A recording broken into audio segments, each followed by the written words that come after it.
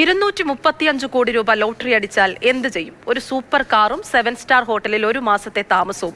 ഇതായിരുന്നു 29-കാരനായ അനിൽകുമാറിന്റെ ഉത്തരം. UAE ചരിത്രത്തിലെ ഏറ്റവും ഉയർന്ന സമ്മാനത്തുക സ്വന്തമാക്കിയിരിക്കുകയാണ് ആന്ധ്ര സ്വദേശിയായ അനിൽകുമാർ ബൊല്ല.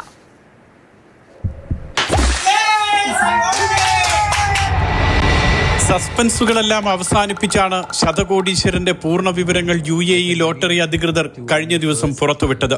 1000 കോടി ദിർഹം അഥവാ 235 കോടി രൂപ സമ്മാനമായി ലഭിച്ച മഹാഭാഗ്യവാൻ.